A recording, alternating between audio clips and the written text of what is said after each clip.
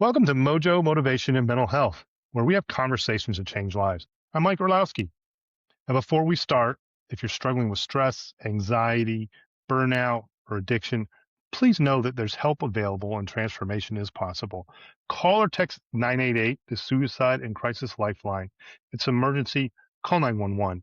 You're not alone. Your nervous system can reset. You matter. If this show does help you, or if you think it might help somebody else, make sure you like and share as well as subscribe. We can have broader reach with your help.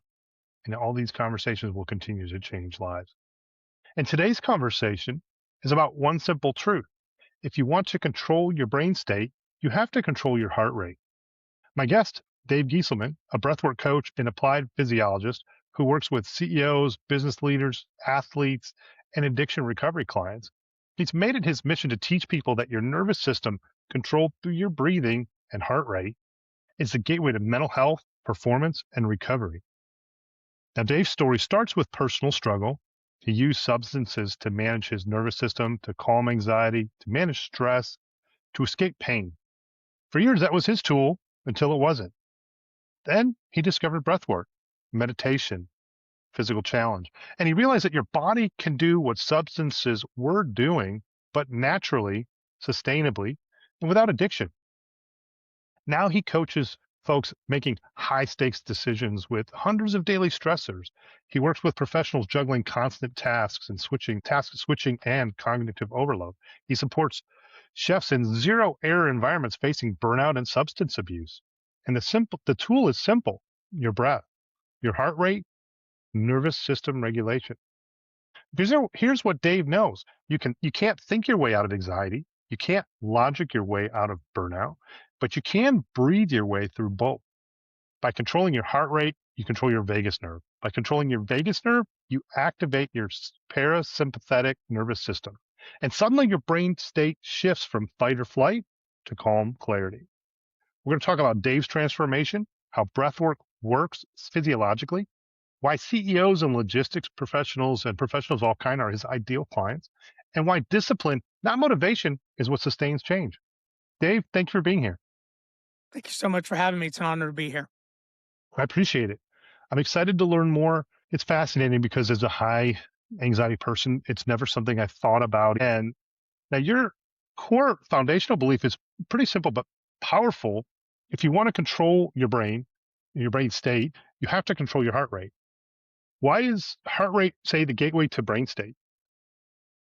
So it's a great question, and it's a great place to begin this conversation. Hmm. So we'll start with, we're going to set the Wayback Machine about 50,000 years real quick and talk about our nervous system, talk about the way we're wired, right? And so human beings are naturally wired to be scared, to be skittish, to be hyper aware, to look for anything negative, to look for, you know, calm, confident, fearless Homo erectus got eaten, right? The guy who confused the rock for the bear and ran survived, whereas the guy who confused the bear for the rock and didn't, right? Yeah, So we are right. evolutionarily trained and wired to look for negative information. We are wired to look for things to be afraid of. And human beings naturally take in about 9 pieces of negative, fearful information to one piece of positive information, which means that we create meaning, we create all kinds of stuff. When we go into fight or flight, when we go into our sympathetic nervous system, fight or flight, one of the things that happens is we lose access to our neocortex and our frontal lobe. The highest functioning parts of our brain go down and stop being accessible to us. And there's a really good reason for that. When you encounter 50,000 years ago, if you were to encounter a wolf, your body would snap into fight or flight, and a lot of things would happen. Your eyes would dilate to take in more information. Your heart rate would increase to provide more blood to your muscles. Your airways would dilate, pulling in more oxygen, more fuel to go into fight or flight. So you encounter a wolf, And since since you're not going to take this guy on, your choice is to flee. Your only job in the world becomes to escape the wolf, right?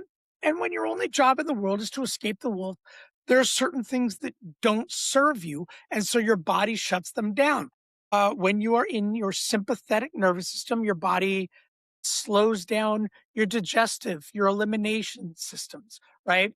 It slows down your libido. It slows down all kinds of things because when your only job is to escape the wolf, having to pee real bad, having to poop real bad, being super hungry, being super horny, those things don't serve you.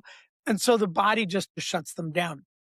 For the same reason, when your only job is to escape the wolf, deep, complex, long range, abstract thinking also doesn't serve you. So you lose access to that part of your brain. The belief when we are under stress, when we are in a stressful anxiety situation, the belief is if I can solve the problem, the stress level will decrease. The exact opposite is true. Until you can decrease the stress level, you do not have access to the part of your brain that can solve the problem. Right. So to go back to that's to mansplain evolution and the nervous system real quick. That's the deal. Here's why this is important to the first question. Your heart sends 60 times more information to the brain than the brain sends to the heart. Your brain state is slaved to your heart rate. You cannot have a slow heart rate and a runaway brain. They Mm, don't work. Your brain state is slaved to your heart rate. If you want to control your brain state, you have to control your heart rate. If you want to control your heart rate, you have to control your respiration. The heart rate is slaved to the respiration. You cannot have a runaway heart rate and be breathing slowly, deeply, and calmly. It doesn't work. And so the one lever we get, I can't change my heart rate. I cannot sit here and change my heart rate. What I can do is I can change my respiration. yeah. I can slow my breath down. I can breathe through my nose, into my belly, deep diaphragmatic breaths. And in that, my heart rate must slow down. Mm, When hmm. my heart rate slows, my frantic, anxiety-ridden brain that is running in fight or flight goes, "Yo, I thought we were freaked out about the thing." And the heart goes, "No, you're freaked out about the thing. You're at an 11. We need you around a 6." And when the heart rate slows, the brain has to follow. So what this means is you cannot think yourself into feeling safe. You must feel your way into knowing you are safe. Never in the history of calming down has anyone ever calmed down by being told to calm down, not even by you. You cannot sit Right. there and go, "All right, I just need to calm down. I need to settle down. I need to figure out what's what. I just need to just calm down." You cannot tell yourself to calm down. What what you can do,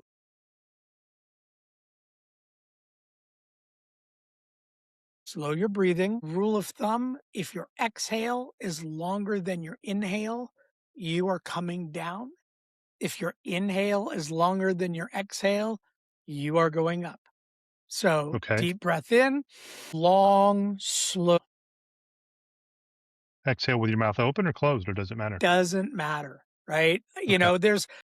We can get into all sorts of nasal breathing, mouth breathing techniques and what works better and what doesn't. Hmm. In the moment, when you need to shift your nervous system, it doesn't matter. Don't overthink it. Yeah. Exhale longer than your I'm an inhale. overthinker. Sure. Right. Yeah. And so deep breath in,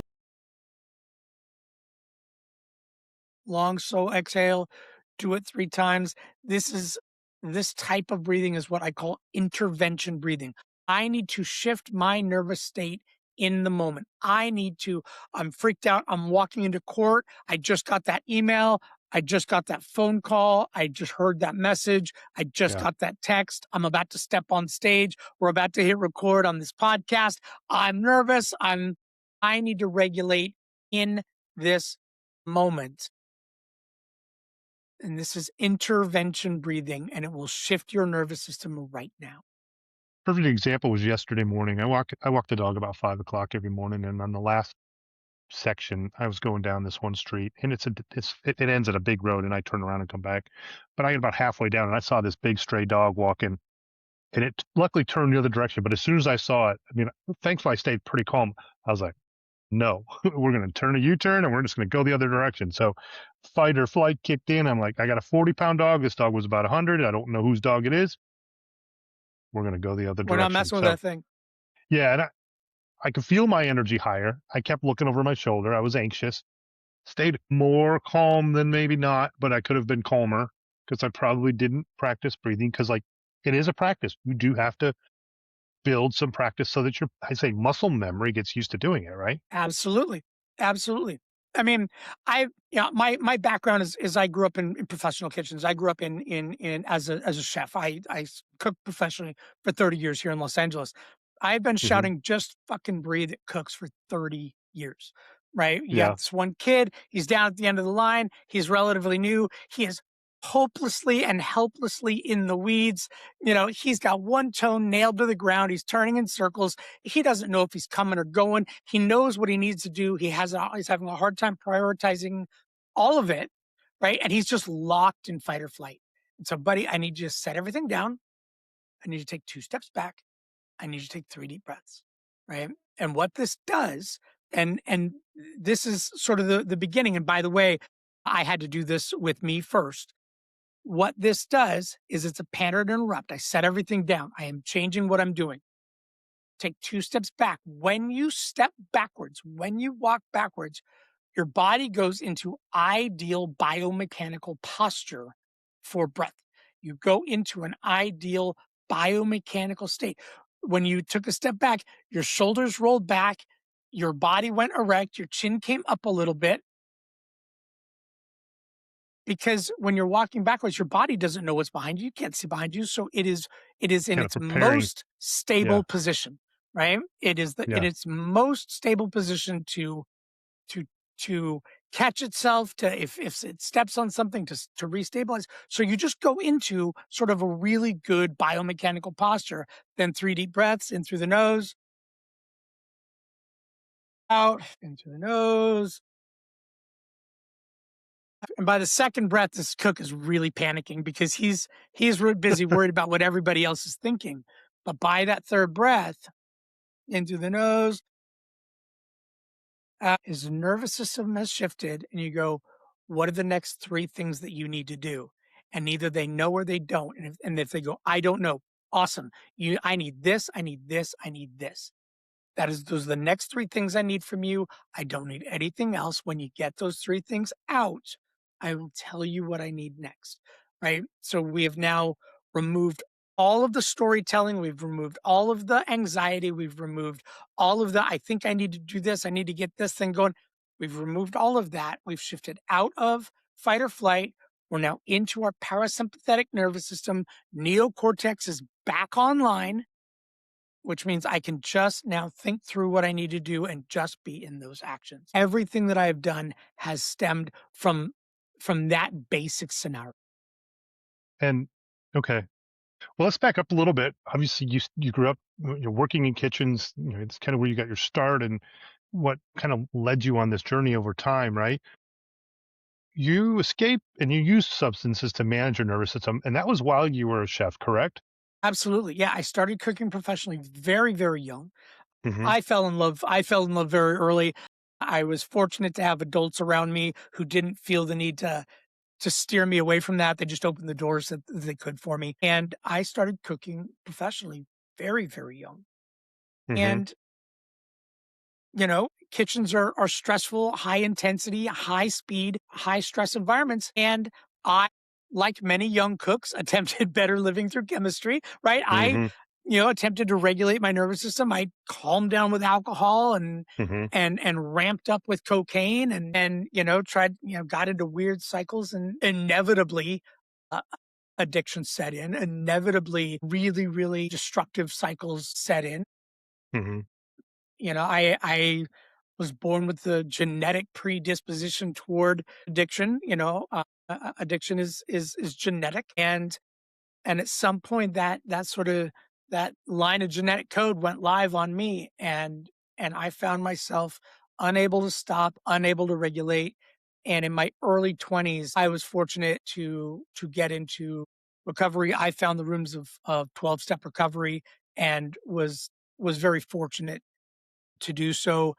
I've been sober 27 years now. I've been sober now most of my life, and so I was willing to give up whiskey and cocaine. I was unwilling to give up professional kitchens.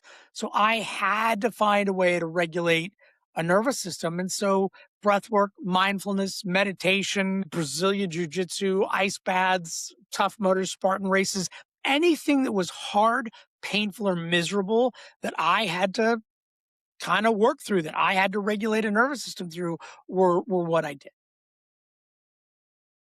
And so, what did breath work do and meditation do that the substances were doing? And what is that transition like? Because I'm sure there are a lot of folks out there that are taking medicines, whether it be, painkillers or the hard stuff, right? Don't have any knowledge whatsoever about breath work and the impact of it. What is that? What is that like? I'm assuming in a lot of cases people need more than just breath work to recover, but at the same time, breath work can get them on the right track. Yes, it is a no when you have this busy mind and you have this busy nervous system, giving it something to do is really important. And so in the beginning, it began with doing breath work just kind of by myself, and it looked very meditative. It looked I Hmm. just need to like find calm, find center, find where I was just sort of okay, right? Find that place. And and I'm a super sort of active type A kind of guy. And I found that in the beginning, me closing my eyes and trying to just breathe and not do anything, I would, I would rather tear my skin off and set myself on fire. I couldn't do it. And so I found like Wim Hof style breathing. And so it was something to do. It was really about giving the monkey a job, right? Breathe. Okay. In, out, set a timer, breathe really hard for 2 minutes, and then take a great big deep breath in and hold it as long as you can. And as soon as you let it out, start breathing heavy again. In, out.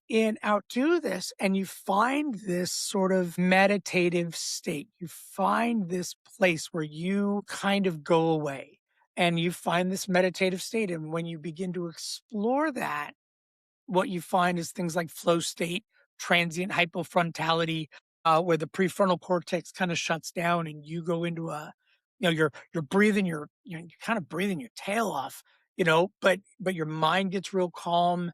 You get a big squirt of a bunch of neurochemicals, dopamine, endorphins, serotonin, anandamide, oxytocin, all these kind of feel good, pain killing, nervous system calming sort of neurochemicals begin to kick off, and you begin literally producing uh, endogenous sort of feel good chemicals that you can get that mimic everything that you got from outside substances.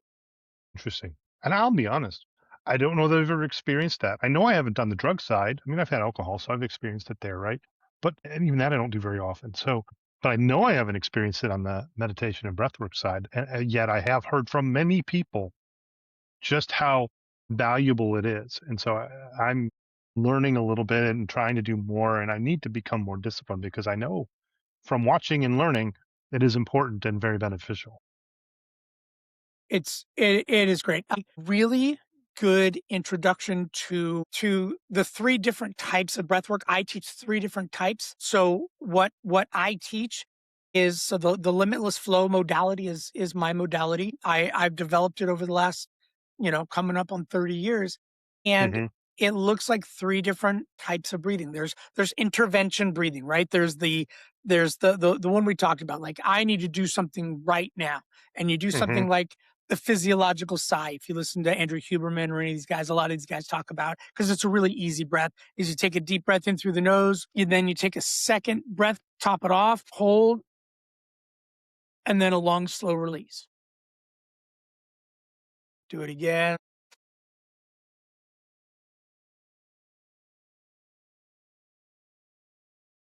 And what you're doing is you're hyperinflating the lungs, you're hyperinflating the alveoli, the little air sacs inside the lungs, and you're pulling out a huge amount of CO2 and then dumping a big bunch of O2 back in.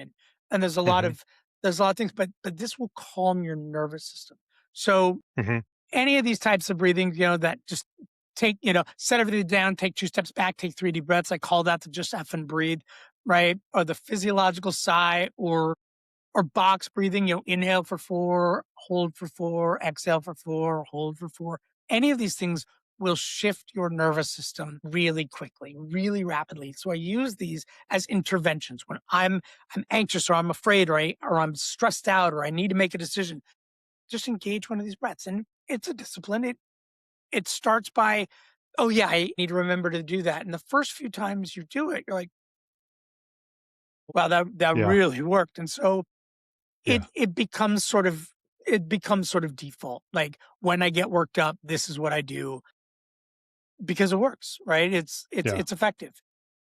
For The for it to be most effective, how long would you say a person needs to do that? 15 seconds, right? I mean, Yeah. So not long at all. Yeah. no, these, like I said, these are interventions. These are like I am stepping up onto the stage where I'm about to speak publicly, which is my deepest, most profound fear. What do I do right now to calm myself? And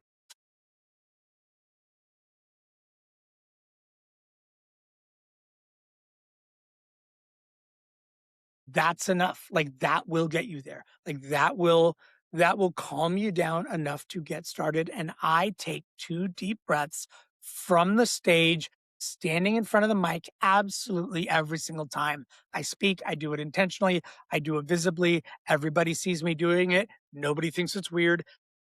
They they watch me literally calm my own nervous system right in front of them because look, when I speak publicly, I get nervous. And I don't think I shouldn't. I think it is It's exactly normal. Yeah. appropriate. It's a normal thing to get nervous, and I don't fear being nervous. I have answers to nervous. I don't Yes. fear anxiety. I have answers for anxiety. So, intervention style breathing. Then we have sort of like functional breathing practices, and this looks like Wim Hof style breathing. This looks like O2 tables or CO2 tables. These are free diving sort of techniques that teach you how to hold your breath longer, teach you how to be more efficient with your oxygen use, Hmm. teach you how to slow your breathing, deeper breath. Basically, they're things that help you build like a monster gas tank, right? And Yeah. so I you're used to have a great one. yeah, yeah, And when I was a kid, I used to see how many laps I could swim underwater just because it was fun. And I think I was up to over 100 feet. I probably couldn't go a third of that today. sure. Sure. All it takes is practice. And if you have a regular functional breathing practice, look, I have a 65-year-old asthmatic retiree client who can hold his breath for 4.5 minutes, Wow. right? Like, That's amazing. Yeah. but Wow. what that was consistent practice, consistent sort of challenging himself, and we worked together. When he came to me, he was going to Machu Picchu in a couple months, and he knew he was getting older. He knew he had asthma. He knew that Machu Picchu was at altitude, and so he was concerned about being like the wheezing old asthmatic man, right? There's steps, there's all kinds of stuff, and he wanted to be able to hold his own. And so what he did was we worked together and we did some high altitude simulation. We did we did free diving sort of exercises just to kind of build that gas tank, build that capacity.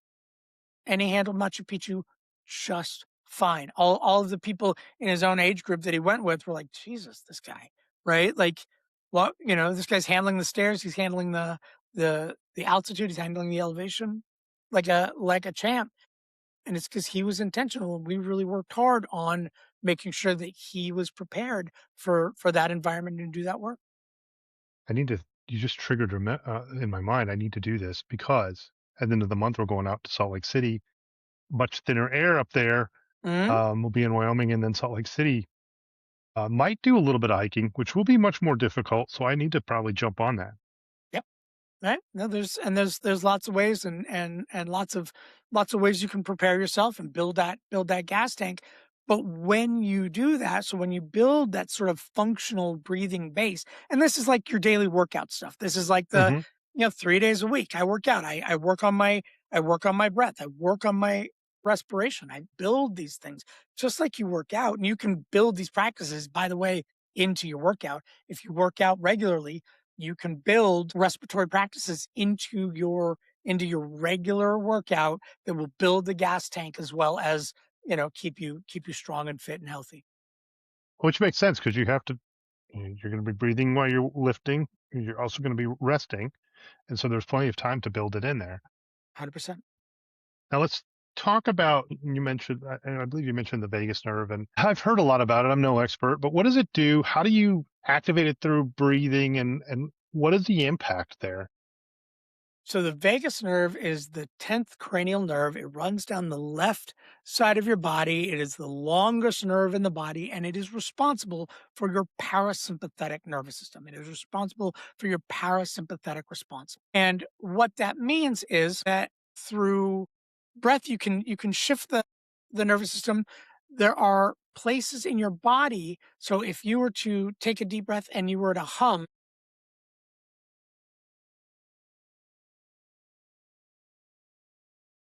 your vocal cords along your left side are literally massaging. They are massaging your vagus nerve.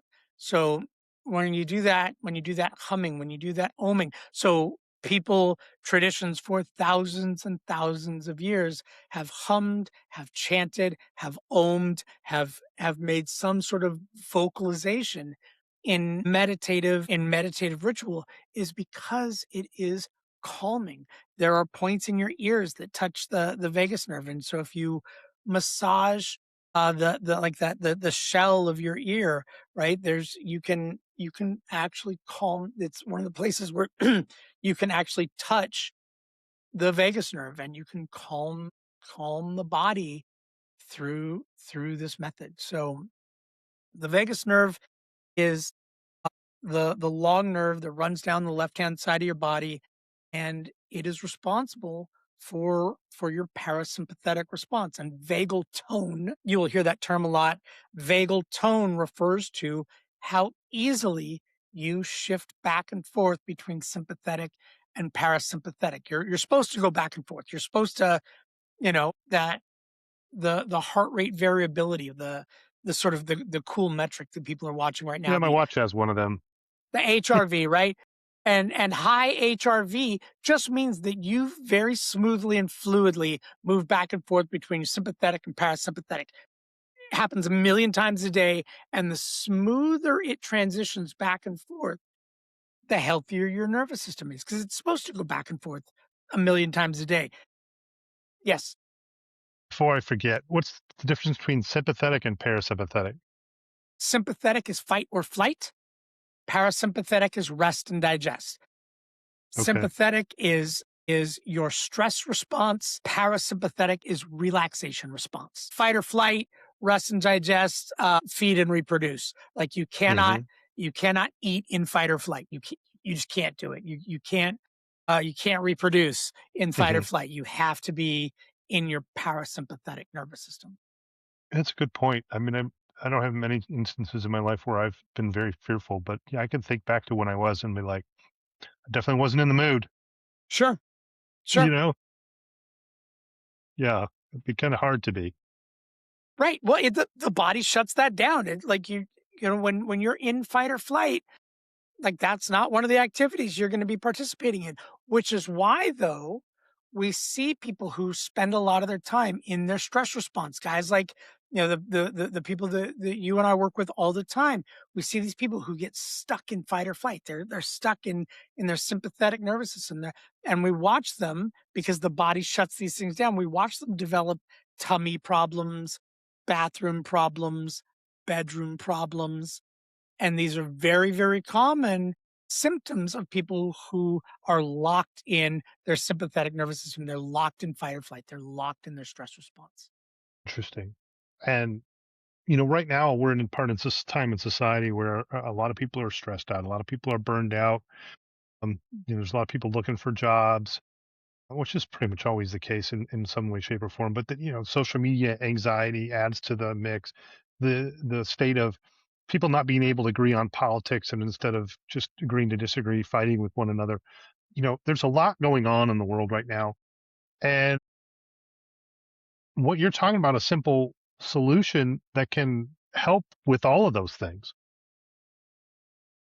Yes. Beginning with not paying attention to all of it. Look, the human brain is not built to track the misery and suffering of everybody on the globe. You Yeah, cannot care about all of it. I know right. you want to. I know feeling like being a good global citizen means that I care about you, the misery and suffering of everybody. You just can't. Yep. So turn And off the news, please. right. I watch less news now than I ever have. I utilize Facebook more just to catch up on people, and I don't use it as much as I used to. I know kids these days, right? It's X, it's Snapchat, it's Instagram, it's whatever, or all of the above. And it's like, and I'm guilty of it too, but it can become overload, and we need to shrink down the amount of usage and the time we spend on those things. Sure. No, we're actually getting dumber. We're actually, this is, the Gen Alpha. These kids are actually lower IQ. They're the first generation that are lower IQ than their parents, right? Mm, They are, we are moving in the wrong direction with this. Make no mistake, it is our fault. It is our fault when we allowed our children, when our parents babysat us with the television, right? Because you and I are the same sort of, so Gen yeah. X, right? We got babysat Yep. with the television and the Atari, right? Yep. I had an Atari. Millennials turned around and got babysat with the TV and the Nintendo, right? Then it was Yeah. the iPad and Oh, yeah. the phones and everything else, and we are just now learning how dangerous it was, right? Our parents didn't know, and we didn't know, and the next generation didn't know, and we are just learning how dangerous, just like sort of unfettered access to screens and to short form video and all these things really are in terms of diminishing attention span and diminishing the ability to sit in an emotion, right? The ability to That's really one of the benefits of meditation, is the ability to sit in an emotion and sit and be uncomfortable, recognize that I am uncomfortable and I am not in danger. I am Yeah. uncomfortable. I am not in danger.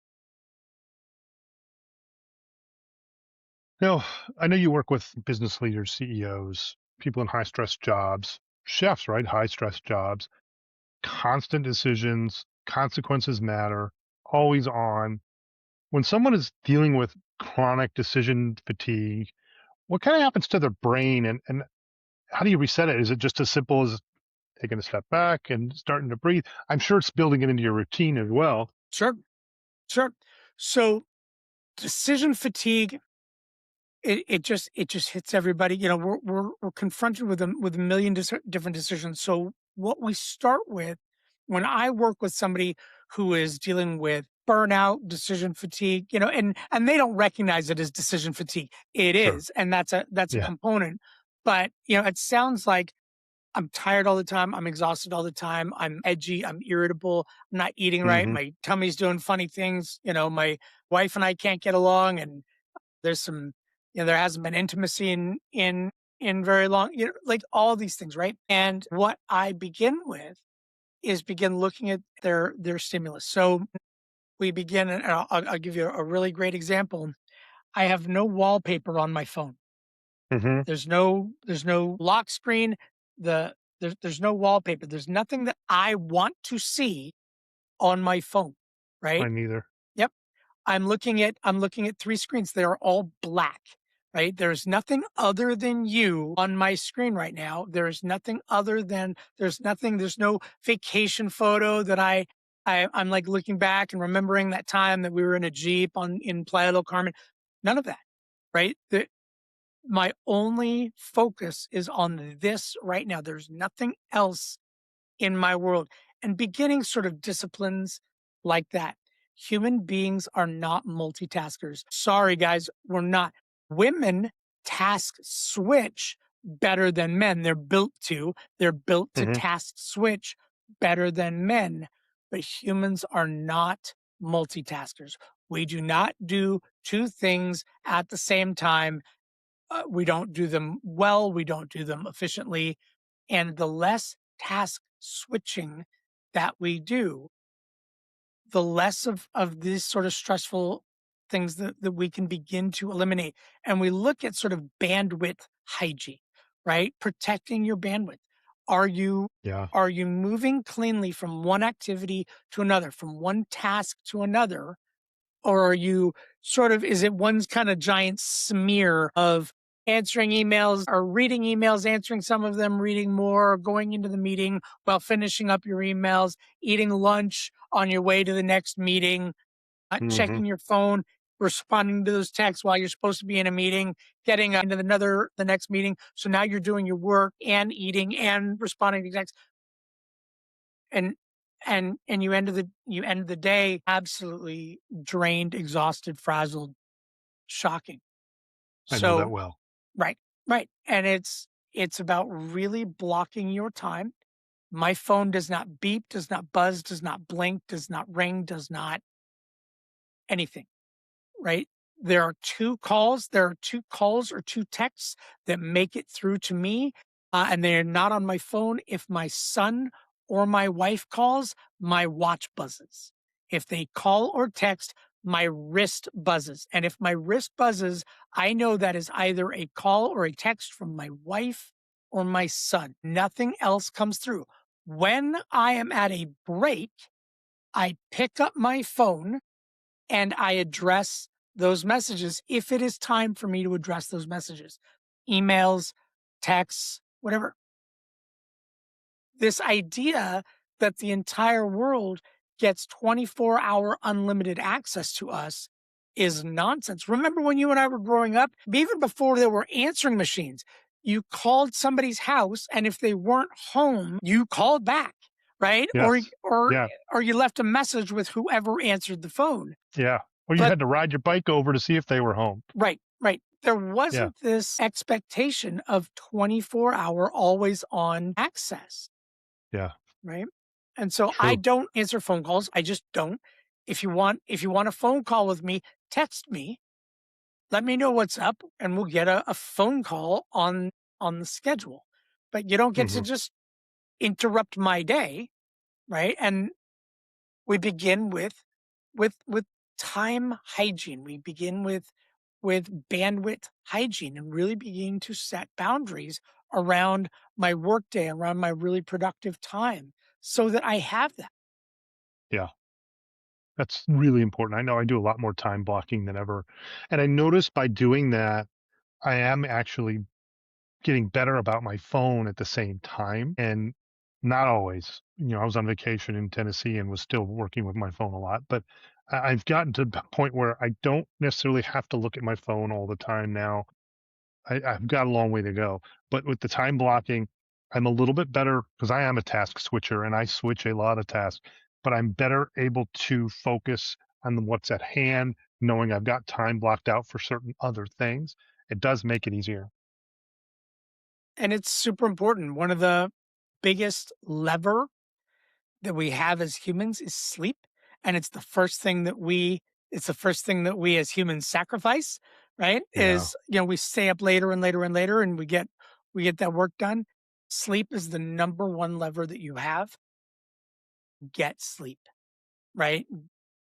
Set Yes. the project Yeah. down, get the sleep. Sleep deprivation is cumulative. So get 8 hours of sleep and you start getting six, like that, the deficit is cumulative and you will slowly become less and less and less functional. And make sure you are getting sleep, make sure you are getting water, make sure you are getting good nutrition. All of these things, they seem kind of like no brainers, but they are truly high performance tools. Yeah. Yeah. I was in Florida on Sunday night. We drove from Raleigh to Florida. Well, I picked my daughter up on the way, and I didn't sleep well. I think I would sleep by 10, maybe 9:30, but I was awake at 1:30. Couldn't go back to sleep, and I was fine all day. Monday, drove all the way back home 11:15. Got about 6 hours of sleep. Next day wasn't as good. Even today, I'm still feeling it, and that what's that? 5 days later. So it definitely lingers and takes some time for you to recover. Much harder to do now that I'm 52 than say when I was 30. Sure. Sure. And just like watering a dry plant, you didn't water a plant for a little while and it's now dry. Dumping 5 gallons of water on it doesn't Yeah. help, right? So No. so crashing and sleeping for 14 hours doesn't doesn't refill that cup, True. right? You Yeah. have to look consistency over dosage every single time. Get Get the good sleep, make it a habit, have good sleep hygiene. Make sure you're turning off screens an hour before it's time for bed. Make sure you're not doing anything in bed. Bed is for two things. One of them is sleep, right? If you are doing anything other than those two things in bed, when you get in bed, your body doesn't know that you're getting ready for sleep, right? If you read in bed or watch TV in bed or eat in bed or it's a hangout place, then your body doesn't know that when you get in bed, it's time for sleep. If there's only two things that you do in bed and one of them is sleep, when you get in bed, your body knows it is time for one or two activities and it will prepare for those activities. Don't give it a big menu, right? Yeah. That makes sense. So beyond stress management, you help people access flow state. And let's talk about that a little bit. It's an optimal performance zone, right? You're in the zone. How does breath work help you access flow state and why is that so valuable for say high performers? Super good question. This is where like I nerd out. Like this is where I really get into sort of next level conversations. Flow state is that moment of like rapt attention. Flow follows focus. That moment where you are completely focused on the task at hand. And it's Hmm. that you've experienced flow state a million times in your life. So has everybody else.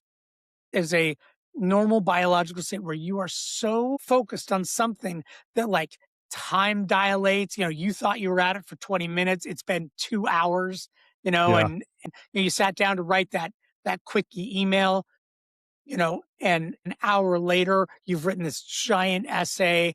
You don't know where the time went. It is that, that so time dilates, your sort of ego falls away, like you sort of disappear, that they call this runner's high, right? When just like Hmm. the the sort of the ego just kind of goes away. It falls into the background and it's just your body is doing a thing and you're just doing a thing and you feel good and you're operating your best and you're doing your best and you're thinking your best and a lot of these runners have these like crazy epiphanies and hugely creative thoughts in this state. It's transient hypofrontality. Transient meaning it doesn't last real long. You can cultivate it but not capture it. Hypo meaning slower or less than. Frontality referring to the prefrontal cortex. It is a dimming of the prefrontal cortex. This is the newest, most human part of our brain. It's a part of our brain responsible for our sense of self, our understanding of time. It's all the executive functioning, long range planning, risk assessment, all of these things. The part of your brain that scrolls Instagram and compares your shitty life to everybody else's awesome life, right? The Yeah. voice of Yeah. the voice of the critic, right? The voice that follows you around and tells you that you suck, right? Right. That's the prefrontal cortex. And in flow state, we dim that part of our brain, it goes away, time dilates, we go into this like really sort of sensory rich place, high information place. We experience this huge burst of creativity and productivity, and we can get there using breath work. It's what runners call runner's high. It's what extreme sports athletes call the zone, surfers, snowboarders, free solo climbers, skydivers, right? And what happens is when you get into that space, whether you do it by jumping out of an airplane, dropping into the barrel of a wave, doing jazz music, there's 22 different flow triggers. Once you stack between 5 and 7 of them, most human beings will drop in. It is a measurable neurological, neurobiological state that that you can measure. Like we can stuff you in an fMRI machine and go, up, there it is, right? This part of your brain went dark, this part of your brain lit up, like you're Interesting. in flow state. And Interesting. so using breath work, the third type of breath work that I teach is high intensity flow state breath work, where you're laying down. You don't do this by yourself. You don't do this when you're driving or whatever, but you lay down and you participate in a guided breathwork session through the breath. Now you're completely focused on your breath. You're completely focused on your body. There's a skills challenge sort of balance. So you're kind of breathing harder than you normally would. You're completely focused on this. And at some point, like you vanish, like you go somewhere else and you go into this really high function, high creativity sort of state. Your body, your mind begin processing information about 100 times their normal rate. And it has a neurochemical trail that lasts for hours up to days. And so the people who spend the most time in flow state, whether they be surfers or musicians or artists or writers, but the people who have figured out how to capture flow state are the happiest people on earth. The people who've figured out how to regularly cultivate flow state are the happiest people on earth. Ask any surfer, right? Yeah. Yeah. Because they're hitting that state, and human beings have been chasing this state from the dawn of time. The flow state, the flow state economy, right? Anytime you go to a watch or go to a professional sports game, you are paying to watch people in flow state. You are paying Yeah. to watch people at their sort of optimal place. Every time you go to a concert, you are going to watch people in flow state. And by the way, while you're watching those people in flow state, you are experiencing a different kind of flow called ecstasis or group flow, where you are in this huge group flow experience. It's the same reason why you feel connected to everybody in your church or in the concert. The moment that musician turns the mic around and the entire arena starts singing the same song and you just feel this amazing state of power and connection. That's flow. And so somebody just did some math on it recently, and what I heard, $16 trillion annually is the current flow state economy. Think about Wow. every Yeah. dime you spend going to church, to concerts, to games, Mm-hmm. playing baseball yourself, people buying surfboards, going on Yeah. vacations. The Yeah. flow state We're economy doing a is concert next $16 trillion. Saturday. Yeah, I'm going to try to remember this next Saturday though, and have that thought like flow state. there it is. When that moment you are completely focused on a thing, and there's a bunch of people, because there's individual flow, there's group flow, and then there's ecstasis, there's group Hmm. flow at scale, right? And Yeah. it's the Like thing you feel everybody in a singing the concert. song, Yep, yep, you know? yep. Oh, it's always one of the most fun times of the concert, right? Everybody's singing along. Nobody cares about their voice, and it just feels terrific. And You it's get why the when you're energy. walking and it's why when you're walking out of the concert, like everybody just had this group experience, which was everybody's, feels good, and we're all friends, and we all just came out of this huge experience together, Yeah. right? Yeah. Then why in the heck, when everybody comes out of the Knicks game, do they destroy the taxi cabs and the pickup trucks and like the other night, like, why are we burning stuff? They didn't even win the championship. So, I mean, I get it, right? The people that were in the game, a lot of them probably experienced it, right? The guy made an amazing shot, and I'm not a Knicks fan. He made an amazing shot. Unbelievable way to win the game. You come out of it in the flow state. And then some people, I don't know, they must come out of it really fast because it's like, well, let's destroy the taxi that's Well, out no, here. there's still look, flow state is morally neutral, right? they're Yeah. just in this high energized, high activity, high performance state. And they're around a bunch of people who are all doing a thing. And I mean, there's good and bad in all of it. Flow Yeah. is Yeah. completely morally neutral, right? There is, riots are flow state, right? Right. Yeah. Because they're all on the same wavelength, if you Right. will, right? There is a combat flow, right? Where Yeah. where a Yeah. SEAL team goes into flow and do really bad shit to bad people. And Sure. right, they are in flow state. They are in in group flow. So flow, like let's be clear, flow is morally neutral. It is, you can do good shit in flow, you can do bad shit in flow. Flow is a state. It's not it's not a compulsion to set Sure. things on Sure. fire or do altruistic stuff. Yeah. Yeah. No, sure. And I didn't mean it to come across that way either. I'm just trying to process my perception of the way people act sometimes. Now, one other thing I know you mentioned to me was motivation is a lie. Discipline is what matters. Resistance is normal. Kind of explain that. I mean, I understand it because I always grew up and we grew up with discipline in our lives.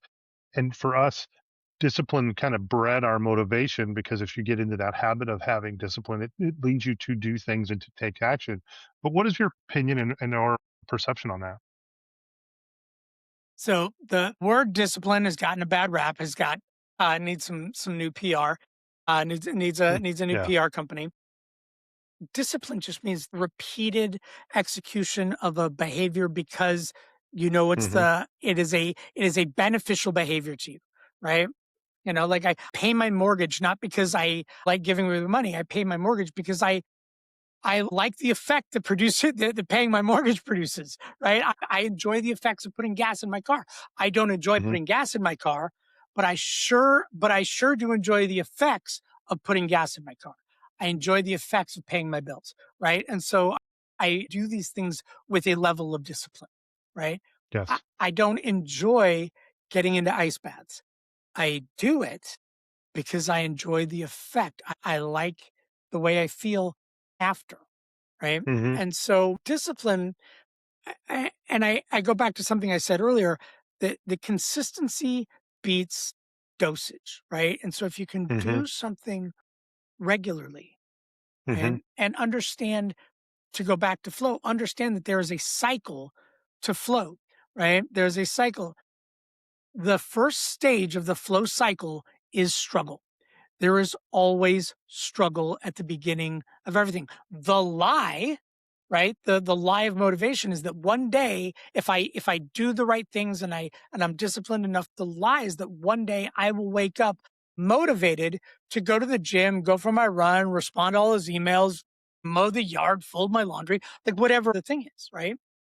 Look, the first mile of any jog sucks, right? The first Sure. round of any Yes. Soul Cycle or Peloton class sucks. Warming up at the gym sucks, right?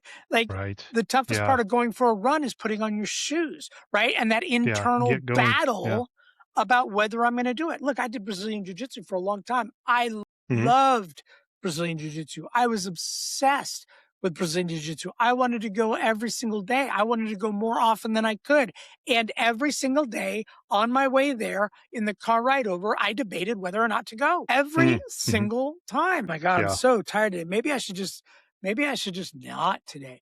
So the lie is the belief that one day that struggle won't be there, that one day I will wake Hmm. up motivated to do these things.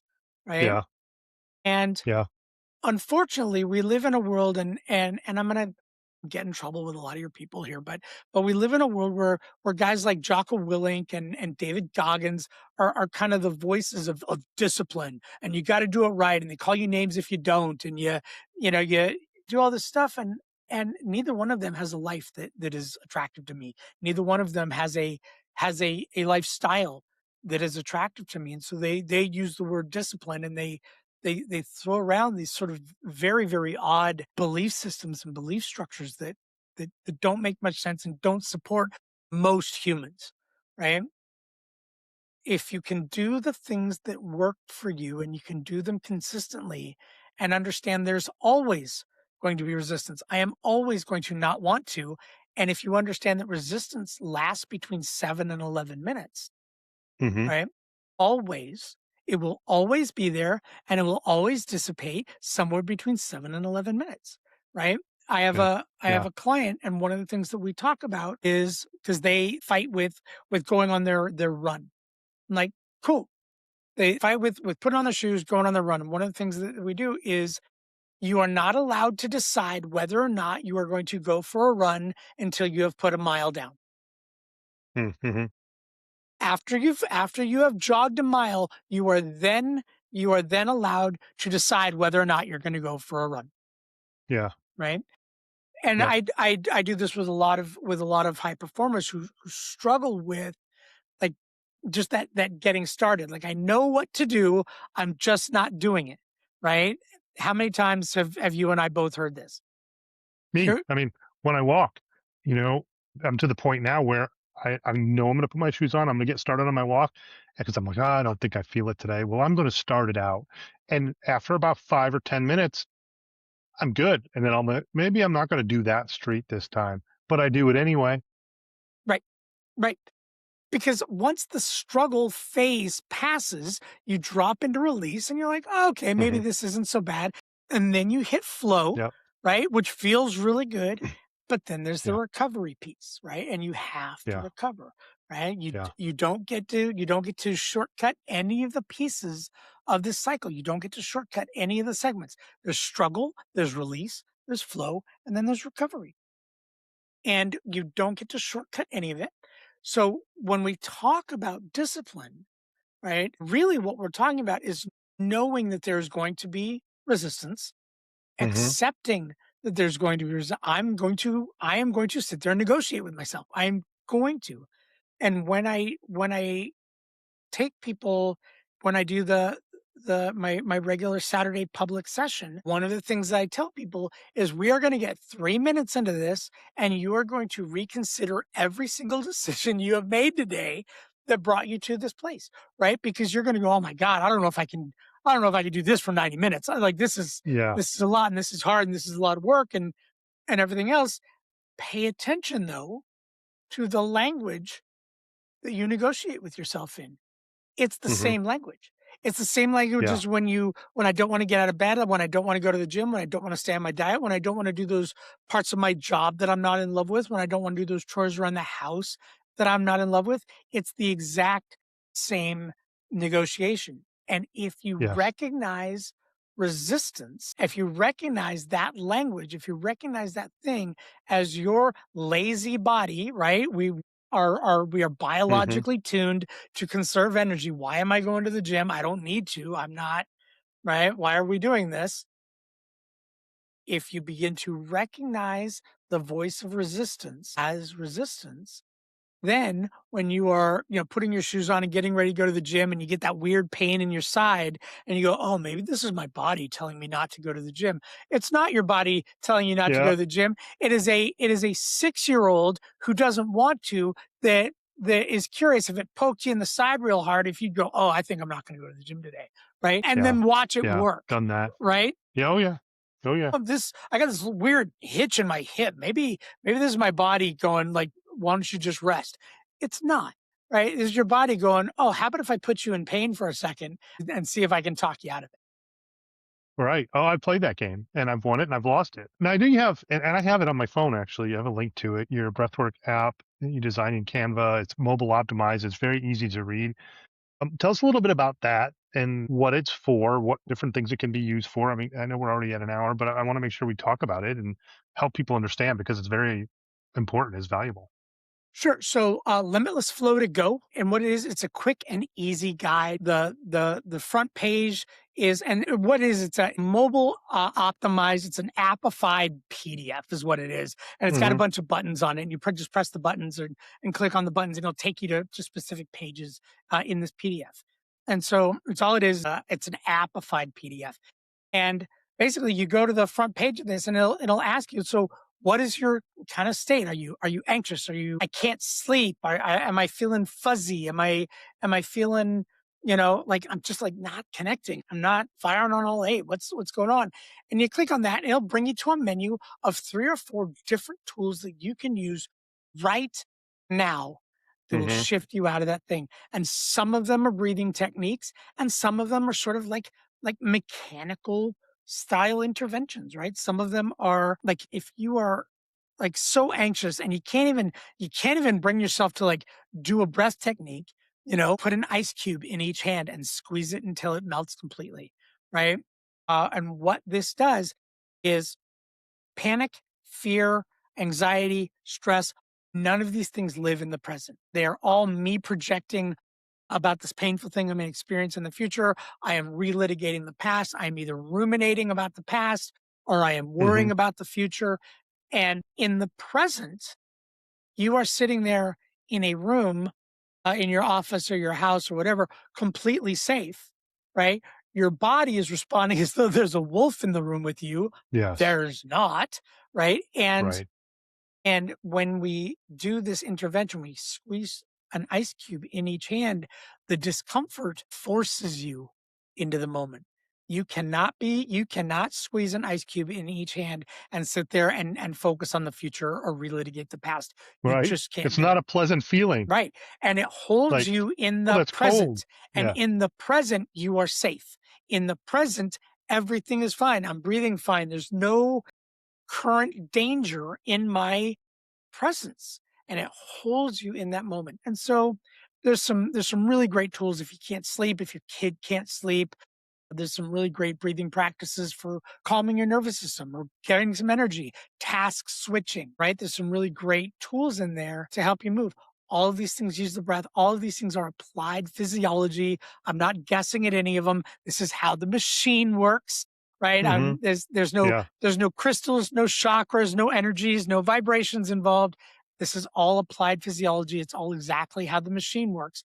And learning that if you understand how the machine works, you can operate it at a high level. The example I will give is you take any random 16-year-old and you drop them behind the wheel of a Ferrari, right? That kid will wrap that Ferrari around a telephone pole in about 20 minutes, right? Won't take long. Or Yeah. less. Or But less. if you take that same kid and you spend some time teaching them how to operate an overpowered, over-engineered machine, they will do as well as anybody, road, track, mountain, traffic, like whatever. They will learn how to operate an overpowered, over-engineered, like hyper-responsive machine. By the way, every single one of us is sitting inside an overpowered, over-engineered, hyper-responsive machine. And the minute you learn how to operate it at a high level, the minute you learn how to operate it under stress at a high level, it looks on the outside like you're the one with superpowers. Look, when the shit hits the fan, human beings look for the calmest person in the room, right? And True. Yeah. that person, regardless of their title, is automatically the leader, right? Not the most True. checked out Yeah. person in the room, not the person who cares the least, not the person, no, but the person who understands what is going on and is not responding emotionally. That person is automatically the leader. And it looks like having a superpower. If you are consistently the calmest person in the room because you have a fundamental mechanical understanding of how to regulate your nervous system, then you put yourself in the position of leadership more often than. Yeah. And that makes sense. Especially if you've been in those situations, you can usually tell. My daughter was in a situation last week where she was at a restaurant and somebody fell. She didn't see him fall, but she heard her friend say, "Oh my gosh!" And he hit his head. And my daughter's in exercise science, but works in a PT office, wants to be a chiropractor. She got up and went over there and helped and just held him in place and talked to him and kept him calm. And I was pretty proud for a 21-year-old. She was able to stay calm in the situation, right? Many of us would keep to ourselves, stay back and watch. You need some calm heads in the room. Last question, I guess. You went from substance abuse, high stress environments to working with folks and using breathwork to help yourself and them. What's possible when we understand the nervous system is a gateway to brain state, when we use breath work to get to the flow state? What is possible for us? sky's the limit. Sky absolutely sky's the limit. There's nothing you cannot do. Flow states have been documented to be associated with learning at a 400% increase in learning. Oh, wow. You can learn new skills, you can learn new languages, you can learn new things. The ability to regulate your nervous system and cultivate flow state, cultivate a high flow lifestyle. And it doesn't need to be action adventure sports. It can be through breath work. It can be through meditation. It can be through jazz, music, painting, whatever. But if you develop a high flow lifestyle, the data shows that your ability to learn, your ability to take risks, your ability to operate with a high degree of emotional intelligence goes through the roof, right? And your ability to operate in challenging situations, in dramatic situations, in stressful situations, you know, if you're a big, survivalist guy, if you're a big Hmm. sports person, if you're a team player, if you're a leader, if you're a corporate leader, if you're a business leader, if you're a Cub Scout leader, when that kid falls down and breaks his arm and everybody goes, "Oh my God," right? If you're the one who goes, "Cool. All right, no problem.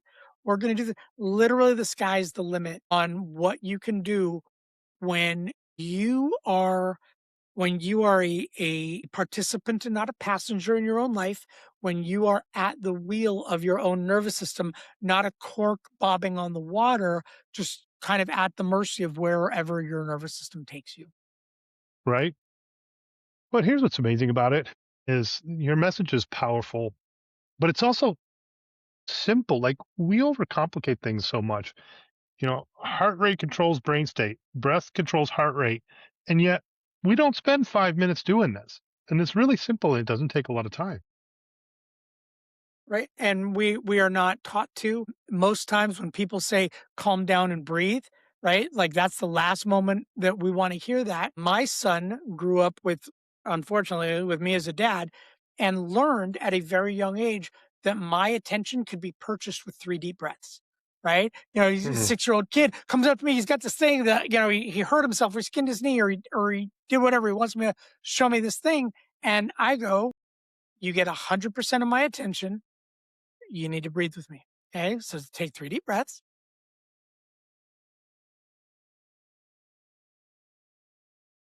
And we take 3 deep breaths together. And now the thing that he's excited about comes out of his mouth clearly.